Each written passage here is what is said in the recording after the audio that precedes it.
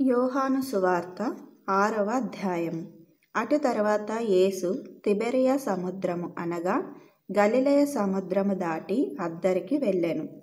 రోగుల ఎడల ఆయన చేసిన సూచక క్రియలను చూచి బహుజనులు ఆయనను వెంబడించిరి. యేసు కొండ ఎక్కి అక్కడ తన శిష్యులతో కూడా కూర్చుండెను. అప్పుడు పస్కా అను యూదుల పండుగ సమీపించెను. కాబట్టి యేసు కన్నులెత్తి బహుజనులు తన యొద్దకు వచ్చుట చూచి, వీరు భుజించుటకు ఎక్కడ నుండి రొట్టెలు కొని తెప్పింతుమని ఫిలిప్పును అడిగెను గాని ఏమి చేయనయుండెనో తానే ఎరిగి ఉండి అతనిని పరీక్షించుటకు అలాగడిగెను. అందుకు ఫిలిప్పు, వారిలో ప్రతివాడును కొంచెం కొంచెం పుచ్చుకొనుటకైనను 200 దేనారముల రొట్టెలు చాలవని ఆయనతో చెప్పెను. ఆయన శిష్యులలో ఒకడు అనగా సీమోను పేతురు సహోదరుడైన అంద్రెయ, ఇక్కడ ఉన్న ఒక చిన్నవాని యొద్ద 5 యవల రొట్టెలు 2 చిన్న చేపలు ఉన్నవి గాని ఇంతమందికి ఇవి ఏమాత్రమని ఆయనతో అనగా, యేసు జనులను కూర్చుండబెట్టుడని చెప్పెను. ఆ చోట చాలా పచ్చికయుండెను గనుక లెక్కకు ఇంచుమించు 5,000 మంది పురుషులు కూర్చుండిరి. యేసు ఆ రొట్టెలు పట్టుకొని కృతజ్ఞతాస్తుతులు చెల్లించి కూర్చున్న వారికి వడ్డించెను. అలాగున చేపలు కూడా వారికిష్టమైనంత మట్టుకు వడ్డించెను. వారు తృప్తిగా తినిన తరువాత ఏమీయూ నష్టపడకుండా మిగిలిన ముక్కలు పోగు చేయుడని తన శిష్యులతో చెప్పెను. కాబట్టి వారు భుజించిన తరువాత వారి యొద్ద మిగిలిన 5 యవల రొట్టెల ముక్కలు పోగు చేసి 12 గంపలు నింపిరి. ఆ మనుష్యులు యేసు చేసిన సూచక క్రియను చూచి నిజముగా ఈ లోకమునకు రాబోవు ప్రవక్త ఈయనే అని చెప్పుకొనిరి. రాజుగా చేయుటకు వారు వచ్చి తన్ను బలవంతముగా పట్టుకొనబోవుచున్నారని యేసు ఎరిగి మరలా కొండకు ఒంటరిగా వెళ్ళెను. సాయంకాలం అయినప్పుడు ఆయన శిష్యులు సముద్రము నొద్దకు వెళ్ళి దోణి ఎక్కి సముద్రపుటద్దరినున్న కపెర్నహూమునకు పోవుచుండెను. అంతలో చీకటాయెను గాని యేసు వారి యొద్దకు ఇంకనూ రాలేదు. అప్పుడు పెద్ద గాలి విసరగా సముద్రము పొంగుచుండెను. వారు ఇంచుమించు 2 కోసుల దూరము దోణిని నడిపించిన తరువాత యేసు సముద్రం మీద నడుచుచు తమ దోణి దగ్గరకు వచ్చుట చూచి భయపడిరి. అయితే ఆయన నేనే, భయపడకుడని వారితో చెప్పెను గనుక ఆయనను దోణి మీద ఎక్కించుకొనుటకు వారిష్టపడిరి. వెంటనే ఆ దోణి వారు వెళ్ళుచున్న ప్రదేశమునకు చేరెను. మరునాడు సముద్రపుటద్దరిని నిలిచియున్న జనసమూహము వచ్చి చూడగా ఒక చిన్న దోణి తప్ప అక్కడ మరి ఒకటి లేదనియు, యేసు తన శిష్యులతో కూడా దోణి ఎక్కలేదు గాని ఆయన శిష్యులు మాత్రమే వెళ్ళిరనియు తెలుసుకొనిరి. అయితే ప్రభువు కృతజ్ఞతాస్తుతులు చెల్లించినప్పుడు వారు రొట్టె భుజించిన చోటునకు దగ్గరనున్న తిబెరియ నుండి వేరే చిన్న దోణెలు వచ్చెను. కాబట్టి యేసును ఆయన శిష్యులను అక్కడ లేకపోవుట జనసమూహము చూచినప్పుడు వారా చిన్న దోణెలెక్కి యేసును వెదకుచు కపెర్నహూమునకు వచ్చిరి. సముద్రపుటద్దరిని ఆయనను కనుగొని, బోధకుడా, నీవెప్పుడు ఇక్కడికి వచ్చితివని అడుగగా, యేసు, మీరు సూచనలను చూచుట వలన కాదు గాని రొట్టెలు భుజించి తృప్తి పొందుట వలననే నన్ను వెదకుచున్నారని మీతో నిశ్చయముగా చెప్పుచున్నాను. క్షయమైన ఆహారం కొరకు కష్టపడకుడి గాని నిత్య జీవం కలుగజేయు ఆహారమైన అక్షయమైన ఆహారము కొరకే కష్టపడుడి. మనుష్య కుమారుడు దానిని మీకిచ్చును. ఇందుకై తండ్రి అయిన దేవుడు ఆయనకు ముద్ర వేసియున్నాడని చెప్పెను. వారు, మేము దేవుని క్రియలు జరిగించుటకు ఏమి చేయవలెనని ఆయనను అడుగగా, యేసు, ఆయన పంపిన వానియందు మీరు విశ్వాసముంచుటయే దేవుని క్రియ అని వారితో చెప్పెను. వారు, అట్లయితే మేము చూచి నిన్ను విశ్వసించుటకు నీవు ఏ సూచక క్రియ చేయుచున్నావు? ఏమి జరిగించుచున్నావు? భుజించుటకు పరలోకం నుండి ఆయన ఆహారం వారికి అనుగ్రహించనని రాయబడినట్టు మన పితరులు అరణ్యములో మన్నాను భుజించిరని ఆయనతో చెప్పిరి. కాబట్టి యేసు, పరలోకం నుండి వచ్చే ఆహారం మోషే మీకు ఇయ్యలేదు, నా తండ్రియే పరలోకం నుండి వచ్చు నిజమైన ఆహారము మీకు అనుగ్రహించుచున్నాడు.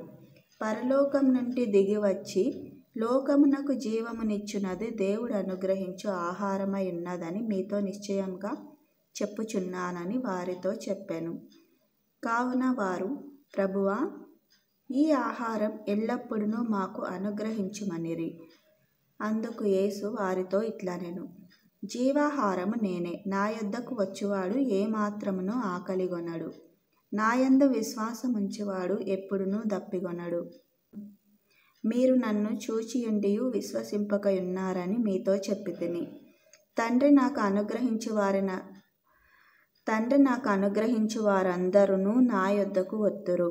నా యొద్దకు వచ్చువానిని నేనెంత మాత్రమును త్రోసివేయను. నా ఇష్టమును నెరవేర్చుకొనుటకు నేను రాలేదు, నన్ను పంపిన వాని చిత్తము నెరవేర్చుటకే పరలోకం నుండి దిగివచ్చితిని. ఆయన నాకు అనుగ్రహించిన దాని అంతటిలో నేనేమియూ పోగొట్టుకొనక అంత్యదినమున దాన్ని లేపుటయే నన్ను పంపిన వాని చిత్తమై ఉన్నది. కుమారుని చూచి ఆయన యందు విశ్వాసముంచు ప్రతి వాడును నిత్యజీవం పొందుటయే నా తండ్రి చిత్తము. అంత్యదినమున నేను వానిని లేపుదును. కాబట్టి నేను పరలోకం నుండి దిగి వచ్చిన ఆహారమని ఆయన చెప్పినందున యూదులు ఆయనను గూర్చి సనుగుకొనుచు, ఈయన యోసేపు కుమారుడైన యేసు కాడా? ఈయన తల్లిదండ్రులను మనం ఎరుగుదుము గదా. నేను పరలోకం నుండి దిగివచ్చి ఉన్నానని ఈయన ఏలాగు చెప్పుచున్నాడనిరి. అందుకు యేసు, మీలో మీరు సనుగుకొనకుడి.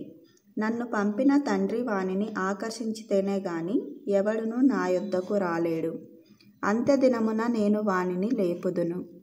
వారందరూ దేవుని చేత బోధింపబడుదురు అని ప్రవక్తల లేఖనములలో రాయబడి ఉన్నది గనుక తండ్రి వలన విని నేర్చుకొనిన ప్రతి వాడును నా యొద్దకు వచ్చును. దేవుని యొద్ద నుండి వచ్చినవాడు తప్ప మరి ఎవడునూ తండ్రిని చూచి ఉండలేదు. ఈయనే తండ్రిని చూచి ఉన్నవాడు. విశ్వసించువాడే నిత్య జీవం గలవాడు. జీవాహారము నేనే. మీ పితరులు అరణ్యములో మన్నాను తినినను చనిపోయిరి. దీనిని తినువాడు చావకుండునట్లు పరలోకం నుండి దిగివచ్చిన ఆహారం ఇదే. పరలోకం నుండి దిగివచ్చిన జీవాహారమును నేనే. ఎవడైనను ఈ ఆహారం భుజించితే వాడెల్లప్పుడూ జీవించును. మరియు నేనిచ్చు ఆహారము లోకమునకు జీవము కొరకైన నా శరీరమే అని మీతో నిశ్చయముగా చెప్పుచున్నానెను. యూదులు ఈయన తన శరీరమును ఏలాగు తిననీయగలడని ఒకనితో ఒకడు వాదించిరి. కావున యేసు ఇట్లనెను, మీరు మనుష్య కుమారుని శరీరము తిని ఆయన రక్తము త్రాగితేనే గాని మీలో మీరు జీవము గలవారు కారు. నా శరీరం తిని నా రక్తము త్రాగువాడే నిత్య జీవము గలవాడు. అంత్యదినమున నేను వానిని లేపుదును. నా శరీరము నిజమైన ఆహారమును, నా రక్తము నిజమైన పానమునై ఉన్నది. నా శరీరం తిని నా రక్తము త్రాగువాడు నాయందును నేను వానియందును నిలిచియుందుము. జీవము గల తండ్రి నన్ను పంపెను గనుక నేను తండ్రి మూలముగా జీవించుచున్నట్టే నన్ను తినువాడును నా మూలముగా జీవించును. అదే పరలోకం నుండి దిగివచ్చిన ఆహారము. పితరులు మన్నాను తినియు చనిపోయినట్టు కాదు, ఈ ఆహారం తినువాడు ఎల్లప్పుడూ జీవించునని నిశ్చయముగా మీతో చెప్పుచున్నానెను. ఆయన కపెర్నహూములో బోధించుచు సమాజ మందిరములో ఈ మాటలు చెప్పెను. ఆయన శిష్యులలో అనేకులు ఈ మాట విని, ఇది కఠినమైన మాట, ఇది ఎవడు వినగలడని చెప్పుకొనిరి. యేసు తన శిష్యులు దీనిని గూర్చి సనుగుకొనుచున్నారని తనకు తానే ఎరిగి వారితో ఇట్లనెను, దీని వలన మీరు అభ్యంతరపడుచున్నారా? అలాగైతే మనుష్య కుమారుడు మునుపున్న చోటునకు ఎక్కుట మీరు చూచిన ఎడల ఏమందురు? ఆత్మయే జీవింపజేయుచున్నది, శరీరం కేవలం నిష్ప్రయోజనము. నేను మీతో చెప్పియున్న మాటలు ఆత్మయు జీవమునై ఉన్నవి గాని మీలో విశ్వసించని వారు కొందరున్నారని వారితో చెప్పాను. విశ్వసించని వారెవరో తన్ను అప్పగింపబోవాడెవడో మొదట నుండి యేసునకు తెలియను. మరియు ఆయన తండ్రి చేత వానికి కృప అనుగ్రహింపబడకుంటే ఎవడునూ నా యొద్దకు రాలేడని ఈ హేతువును బట్టి మీతో చెప్పితినెను. అప్పటి నుండి ఆయన శిష్యులలో అనేకులు వెనుక తీసి మరి ఎన్నడూనూ ఆయనను వెంబడింపలేదు. కాబట్టి యేసు, మీరు కూడా వెళ్ళిపోవలెనని ఉన్నారా అని 12 మందిని అడుగగా, సీమోను పేతురు, ప్రభువా, ఎవని యొద్దకు వెళ్ళుదుము? నీవే నిత్యజీవపు మాటలు గలవాడవు. నీవే దేవుని పరిశుద్ధుడవని మేము విశ్వసించి ఎరిగి ఉన్నామని ఆయనతో చెప్పాను. అందుకు యేసు, నేను మిమ్మును 12 ఏర్పరచుకొనలేదా? మీలో ఒకడు సాతాను అని వారితో చెప్పాను. సీమోను ఇస్కరియోతు కుమారుడైన యూదా 12 మందిలో ఒకడైయుండి ఆయనను అప్పగింపబోచుండెను గనుక వాని గూర్చియే ఆయన ఈ మాట చెప్పెను.